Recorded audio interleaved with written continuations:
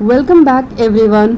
आप लोगों ने डिमांड की थी कि एक बार फिर से complete ages of British literature को रिवाइज करवाया जाए।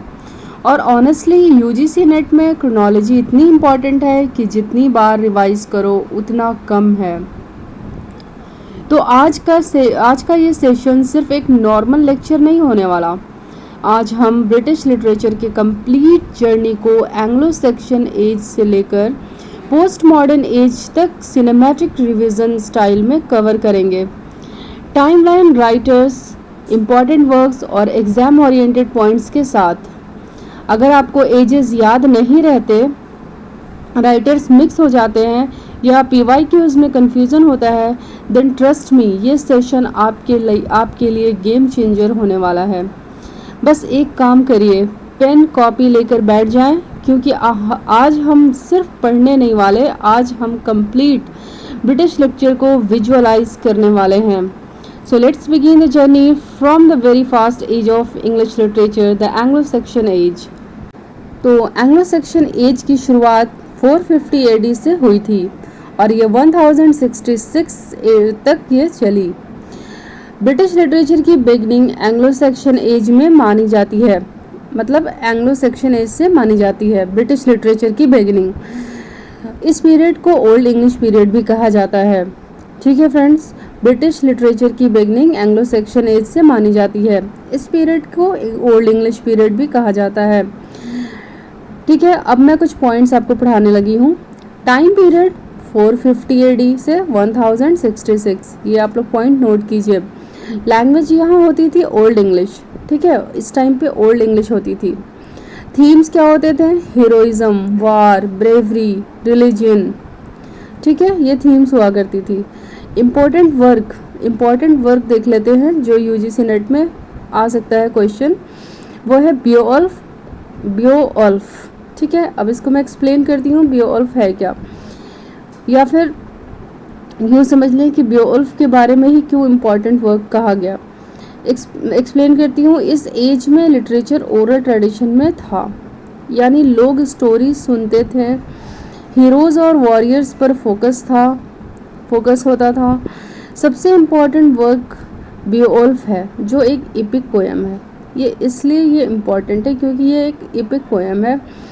अब हम क्विक रिवीजन कर लेते हैं। एंग्लो सेक्शन एज में ओल्ड इंग्लिश आया, हीरोइक पोइट्री हुई, बियोल्फ आया।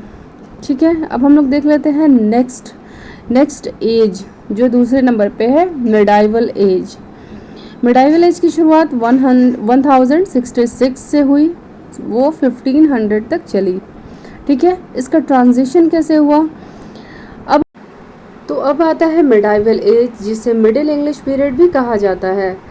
ठीक है, अब कुछ पॉइंट्स है इसके जो आप लोगों को देखना चाहिए। Norman conquest important event, language change towards middle English. ठीक है, इस एज में नॉर्मन कॉन्क्वेस्ट बहुत इम्पॉर्टेंट था, जो लैंग्वेज को चेंज करने में मिडिल इंग्लिश की तरफ भागा। यानी कि नॉर्मन कॉन्क्वेस्ट में जो इम्पॉर्टेंट है वो है लैंग्वेज चेंज, जो मिडिल इंग्लिश की तरफ समझिए वो गया, मतलब चेंज करने के लिए। रिलीजन और मोरालिटी इम्पॉर्टेंट थीम है इसके। इम्पॉर्टेंट राइटर जॉफ्री चॉसर हैं। इम्पॉर्टेंट वर्क क्या है? The Canterbury Tales. तो इसी एज की फेमस कैंटरबरी टेल्स आती है। कैंटरबरी टेल्स के बारे में आप लोगों ने सुना होगा। कैंटरबरी टेल्स मिडाइवल एज की फेमस एपिक है। कैंटरबरी टेल्स पिलग्रिम्स की स्टोरीज का कलेक्शन है। ठीक है, अब रिवीजन लाइन थोड़ा सा देख लीजिए। Medieval age is equal to middle English plus Chaucer plus Canterbury Tales, यानी कि इसमें सिर्फ medieval age, middle English plus Chaucer plus Canterbury Tales ही आते हैं। ठीक है, ये याद हो जाएगा फ्रेंड्स। अब देख लेते हैं नेक्स्ट एज जो है रिनेसा एज। रिनेसा के बारे में देख लेते हैं और आपको थोड़ा सा मैं बता देती हूँ रिनेसा का मतलब क्या होता है। रिनेसा का मतलब होता है रीबर्थ। ठीक है, रीबर्थ यानी किसी का रीबर्थ होना, यानी कि पुनर्जन्म होना। ठीक है, तो रिनेसा एज में 1500 से 1660 तक इसका ट्रांजिशन हुआ। ठीक है, रिनेसा का मतलब मैंने आपको बता दिया कि इसका मतलब रीबर्थ होता है, यानी नॉलेज और लर्निंग का रिवाइवल, नॉलेज और लर्निंग का रिवाइवल। ठीक है, किसी ह्यूमन बीइंग का रीबर्थ नहीं, ये नॉलेज और लर्निंग का रिवाइवल है, यानी रीबर्थ है।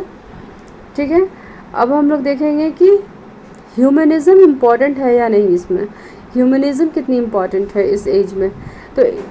तो यहाँ पे देख लेते हैं, ह्यूमनिज़्म इम्पॉर्टेंट कुछ इस तरह से है। Interest in science and education, literature became creative and artistic, यानी कि साइंस और एजुकेशन में ह्यूमन को यहाँ पे बहुत इंटरेस्ट होता था। ठीक है, इसलिए लिटरेचर यहाँ पे क्रिएटिव और आर्टिस्टिक बन गया। अब इम्पॉर्टेंट राइटर कौन है इस एज के, तो इस एज के सबसे इम्पॉर्टेंट राइटर हैं Shakespeare, Edmund Spenser, Francis Bacon. ये हैं इस एज के इम्पॉर्टेंट राइटर। कौन कौन? Shakespeare, Edmund Spenser, Francis Bacon. ठीक है, इस एज में लिटरेचर का गोल्डन डेवलपमेंट हुआ। ह्यूमन लाइफ और इंडिविजुअलिटी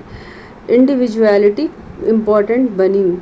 ठीक है, यानी कि ह्यूमन लाइफ और एक अकेला इंसान कितना इम्पॉर्टेंट है इस एज में, ये सब डिस्कस हुआ। ठीक है, तो इसकी रिवीजन लाइन देख लेते हैं। Renaissance is equal to rebirth plus humanism plus Shakespeare, यानी रिनेसा में इम्पॉर्टेंट क्या है? रीबर्थ, ह्यूमनिज्म और शेक्सपियर। ठीक है, अब फोर्थ नंबर पर देख लेते हैं एलिजाबेथन एज। एलिजाबेथन एज में क्या होता है कि ये इसकी शुरुआत होती है 1558 से और 1603 तक इस एज की स्टोरी चलती है, इस एज का ट्रांजिशन चलता है। Elizabethan age queen Elizabeth one के नाम पर है। Elizabethan age queen Elizabeth one के नाम पर है। आप लोगों ने कंफ्यूज बिल्कुल भी नहीं होना है, एलिजाबेथ दो थी। ठीक है, एक एलिजाबेथ वन और एक एलिजाबेथ टू। ठीक है, तो ये एलिजाबेथ वन है। तो 1558 से 1603 तक इनकी स्टोरी, इनका ट्रांजिशन हुआ। तो इस एज को golden age of English literature कहा जाता है। ठीक है, तो इस एज में और क्या क्या ट्रांजिशन हुआ देख लेते हैं। इस एज में ड्रामा फ्लरिश्ड हुआ, पोइट्री एंड थिएटर पॉपुलर हुआ, इम्पॉर्टेंट राइटर्स जैसे William Shakespeare, Christopher Marlowe, Edmund Spenser, ये लोग इस एज में फेमस हुए। ठीक है, शेक्सपियर ने ट्रेजेडीज़, कॉमेडीज़ और हिस्ट्रीज़ लिखी। थिएटर का डेवलपमेंट इसी एज में हुआ। ठीक है, अब हम लोग रिवीजन लाइन से देख लेते हैं। Elizabethan age is equal to golden age plus drama plus Shakespeare. ठीक है, ये इस एज की बस इतनी ही सी कहानी है, ये सब आप लोग याद कर लीजिएगा, नोट कर लीजिएगा। अब नंबर 5 पे देख लेते हैं जैकोबिन एज। तो जैकोबिन एज की शुरुआत 1603 से हुई, 1625 तक इसका ट्रांजिशन हुआ। क्वीन एलिजाबेथ के बाद किंग जेम्स वन आए और उनके नाम पर जैकोबिन एज कहा गया। ठीक है, अब हम लोग देख लेते हैं इसकी थीम्स बहुत डार्क होती थी, यानी इसके थीम्स डार्क थीम्स होती थी। जैसे रिवेंज ट्रेजेडी पॉपुलर हुई, यानी कि रिवेंज ट्रेजेडी कोई अच्छी स्टोरी तो होगी नहीं इसमें, तो रिवेंज से रिलेटेड है ये, यानी बदला लेना। इम्पॉर्टेंट राइटर्स जैसे James John Donne, Ben Jonson, ये लोग आए। मेटाफिजिकल पोइट्री इसी एज में फेमस हुई। जॉन डन इसका मेजर पोएट था। ठीक है, अब रिवीजन लाइन देख लेते हैं। Jacobean age is equal to King James plus metaphysical poetry plus John Donne. इस एज में इतना रिवीजन कर लेना है आप लोगों को। ठीक है, अब देख लेते हैं अब बात कर लेते हैं रेस्टोरेशन एज की, जो 1660 से शुरू हुई, 1700 तक ये चली। अब इसकी ट्रांजिशन देख लेते हैं। अब मोनार्की रिस्टोर हुई, इसीलिए इसे रेस्टोरेशन एज कहा जाता है। अब मोनार्की रिस्टोर हुई, यानी कि इसी साल इसी एज में मोनार्की आई। मोनार्की का नाम भी आप लोगों ने सुना ही होगा। तो इस एज में मोनार्की रिस्टोर हुई, इसलिए इसे रेस्टोरेशन एज कहा गया। ठीक है, इसमें सटायर इम्पॉर्टेंट है, कॉमेडी ऑफ मैनर्स पॉपुलर हुआ। इम्पॉर्टेंट राइटर्स देख लेते हैं। जॉन ड्राइडन है इसके इम्पॉर्टेंट राइटर। विलियम कॉन्ग्रीव है इसके इम्पॉर्टेंट राइटर। ठीक है, अब थोड़ा सा एक्सप्लेन कर देती हूँ। सोसाइटी और अपर क्लास की हिपोक्रेसी को कॉमेडी के थ्रू दिखाया गया। इस एज में सोसाइटी और अपर क्लास की हिपोक्रेसी को कॉमेडी के थ्रू दिखाया गया। ठीक है, इस एज में क्या क्या हुआ आप लोगों ने देख लिया। अब इसका रिवीजन लाइन देख लेते हैं। Satire plus comedy, restoration age की हम लोग थोड़ी रिवीजन कर लेते हैं। Satire plus comedy of manners plus Dryden इस एज की फेमस है। अब देख लेते हैं 7 नंबर, न्यू क्लासिकल एज, जो 1660 से शुरू हुई 1798 तक चली। अब इसकी ट्रांजिशन देख लेते हैं। न्यू क्लासिकल एज रीज़न और लॉजिक पर बेस्ड था। न्यू क्लासिकल एज रीज़न और लॉजिक पर बेस्ड था। रूल्स एंड डिसिप्लिन इम्पॉर्टेंट थी। Literature balanced and formal important writers, यानी लिटरेचर बैलेंस्ड और फॉर्मल हुआ करता था। इम्पॉर्टेंट राइटर्स देख लेते हैं कौन थे।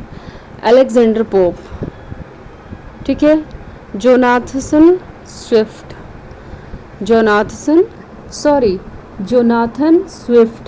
सैमुअल जॉनसन, ये थे इस एज के इम्पॉर्टेंट राइटर। ठीक है, अब इनके इम्पॉर्टेंट वर्क देख लेते हैं इस एज के। गुलिवर्स ट्रैवल्स, इस एज के इम्पॉर्टेंट वर्क क्या हैं? Gulliver's travels. ठीक है, अब इसको थोड़ा एक्सप्लेनेशन दे देती हूँ। सटायर और इंटेलेक्चुअल राइटिंग का डेवलपमेंट हुआ इस एज में। सटायर और इंटेलेक्चुअल राइटिंग का डेवलपमेंट हुआ। अब इसकी क्विक रिवीजन लाइन देख लेते हैं।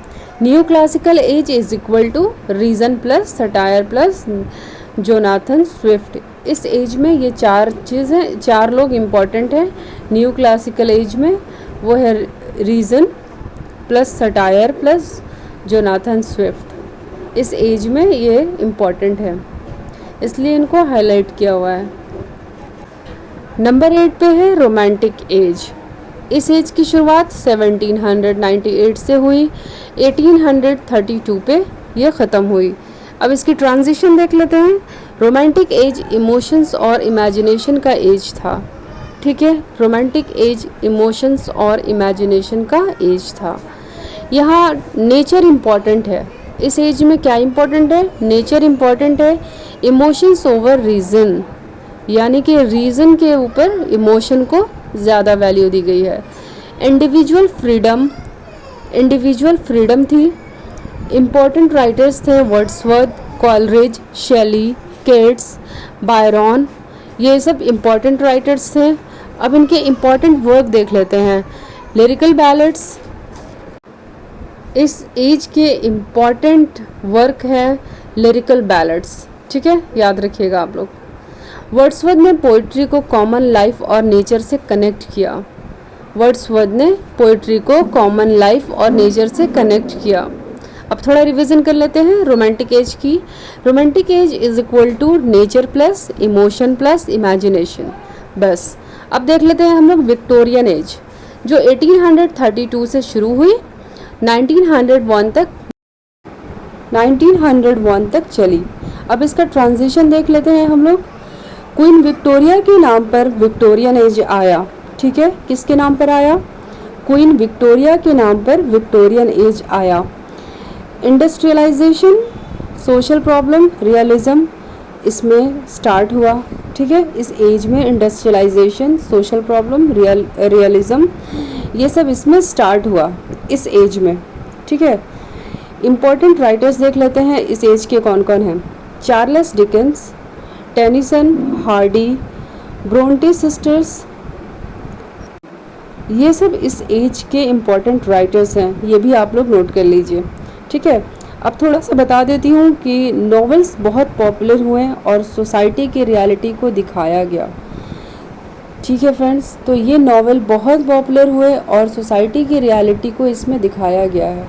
जैसा कि इसमें सोशल प्रॉब्लम्स बताया गया है शुरू में, वो सब सारी चीज़ें इसमें नॉवेल्स में दिखाया गया है। अब हम रिवीजन लाइन देख लेते हैं, इसको शॉर्टकट कैसे याद रखेंगे। Victorian age is equal to novel plus realism plus social issues, ठीक है, इससे हम लोग याद रखेंगे। अब देख लेते हैं next, modern age. Modern age की शुरुआत 1901 से हुई, 1945 तक चली। अब इसका ट्रांजिशन हम लोग देख लेते हैं कैसे हुआ इस एज में। तो मॉडर्न एज में वर्ल्ड वार का इम्पैक्ट लिटरेचर पर दिखाया गया। मतलब कि मॉडर्न एज में क्या हुआ, वर्ल्ड वार का इम्पैक्ट लिटरेचर पे हमें दिखाया गया है, ठीक है। वर्ल्ड वार का, वर्ल्ड वार्स का, यानी कि दो वार, यानी कि इसमें एक नहीं कम से कम 2 वॉर्स दिखाए होंगे, ठीक है। तो इस एज की थीम्स क्या होती थी, साइकोलॉजिकल होती थी, एक्सपेरिमेंटेशन होता था। अब इम्पॉर्टेंट राइटर देख लेते हैं इसमें कौन कौन थे।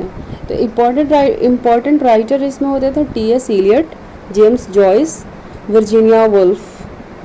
तो ये इसमें इम्पॉर्टेंट राइटर ये थे T S. Eliot, James Joyce, Virginia Woolf. अब इसके वर्क देख लेते हैं, important work. The Waste Land, Waste Land यानी कि इम्पॉर्टेंट वर्क में सिर्फ वेस्टलैंड, ठीक है, याद रखिएगा आप लोग। इसके इम्पॉर्टेंट वर्क थे वेस्टलैंड। कौन से एज के, विक्टोरियन एज के, द वेस्टलैंड, ठीक है। अब थोड़ा सा एक्सप्लेन कर देती हूँ। ट्रेडिशनल स्टाइल ब्रेक हुआ और मॉडर्न टेक्निक्स यूज़ हुई। इस एज में ट्रेडिशनल स्टाइल ब्रेक हुआ और मॉडर्न टेक्निक यूज़ हुई, यानी कि जो पुराना स्टाइल था उसे ख़त्म कर दिया गया। तो और क्या यूज़ हुई, मॉडर्न टेक्निक यूज़ हुई। अब थोड़ा रिवीजन लाइंस के पर्पज से देख लेते हैं। Modern age is equal to experimentation plus psychological writing. तो इस एज को ऐसे हम लोग याद रखेंगे शॉर्ट में कि मॉडर्न एज में क्या हुआ, एक्सपेरिमेंटेशन हुआ, साइकोलॉजिकल राइटिंग हुई। अब देख लेते हैं हम लोग पोस्ट मॉडर्न एज, जो 1945 में हुई, ठीक है। इसको हम लोग 1945 से याद रखेंगे, सिर्फ 1945 से शुरू हुई पोस्ट मॉडर्न एज। अब इसके ट्रेडिशन देख लेते हैं, ट्रांजिशन देख लेते हैं। यहाँ पे वर्ल्ड वार के बाद पोस्ट मॉडर्न लिटरेचर डेवलप हुआ, यानी कि 1945 के बाद वर्ल्ड वार, इसमें भी वर्ल्ड वार हुए और बाद में इसको पोस्ट मॉडर्न लिटरेचर डेवलप हुआ। इसमें इस 1945 के बाद वर्ल्ड वार के बाद पोस्ट मॉडर्न लिटरेचर डेवलप हुआ, ठीक है फ्रेंड्स। तो पोस्ट मॉडर्न लिटरेचर कब डेवलप हुआ, 1945 के बाद, यानी कि 1945 लगभग मान के चलिए, ठीक है।